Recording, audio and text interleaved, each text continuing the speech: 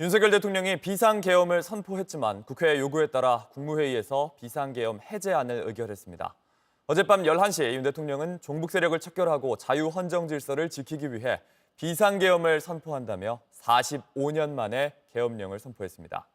선포 150분 만에 국회는 본회의를 열고 재석 190명의 만장일치로 비상계엄 해제 요구 결의안을 통과시켰습니다. 국회 본청에는 계엄군 수십여 명이 진입했으나 결의안이 통과된 후에 철수했습니다. 윤 대통령은 새벽 4시 29분 2차 대국민 담화에서 국회에 계엄 해제 요구를 수용하겠다고 했고 국무회의에서 계엄 해제안이 의결됐습니다. 지금 정치권 상황은 어떤지 먼저 국회로 가보겠습니다. 국회 구혜진 기자 나가 있습니다. 구 기자, 지금 국회 본청 상황 어떻습니까? 네, 새벽 4시 반쯤 계엄이 해제됐다는 소식이 들려왔지만 대부분의 의원들은 국회 본청을 떠나지 않고 만일의 사태에 대해 대비 중입니다. 우원식 국회의장은 계엄 해제에 대해 비록 군이 국회로 출동했지만 국회의 계엄 해제 결의에 따라 즉각 철수하는 성숙한 모습을 보여줬다며 국회는 국가적 혼란 상황을 안정시키기 위해 필요한 모든 조치를 다하겠다고 했습니다. 민주당은 방금 전인 6시부터 비공개 의원총회를 열고 상황 대응을 논의 중입니다. 계엄을 해제하면 즉각 국회에 통보되어야 하는데 국회에 아직 통보가 안 된 상황에 대해서도 촉각을 곤두세우고 있습니다.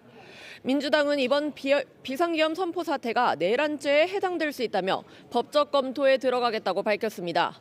탄핵과 하야도 계속해서 언급됩니다. 민주당 박찬대 원내대표는 윤석열 대통령이 더 이상 정상적인 국정 운영을 할 수 없음이 드러났다며 즉시 하야해야 한다고 주장했고 야권 의원 40여 명이 모인 탄핵연대도 즉각 탄핵 절차를 준비하겠다는 성명을 발표했습니다.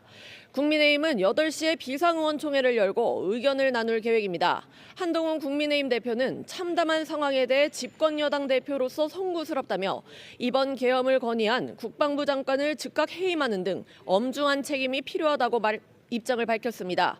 추경호 원내대표는 비상계엄 발동에 대해 유감을 표시하면서도 대부분의 국민의힘 의원들이 당사에 모여 계엄 해제 표결에 참석하지 못한 데 대해 국회 내부로 진입하기 어려운 상황이었다고 설명했습니다.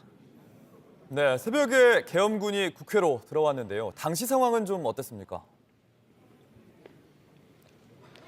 계엄군은 밤 11시쯤에 포고령이 내려졌고 이후 국회 본청에 진입을 시도했습니다.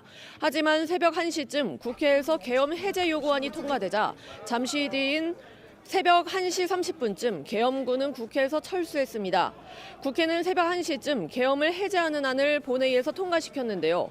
190명의 의원이 참석해 모두 찬성표를 던졌습니다. 국민의힘 친한계 의원 18명도 표결에 참석했습니다. 민주당 관계자는 수방사 특공대가 이재명 당대표실을 비롯해 한동훈 국민의힘 당대표실, 국회의장실에도 들어가려고 시도한 것을 국회 CCTV를 통해 확인했다며 법적 문제를 검토할 것이라고 밝혔습니다.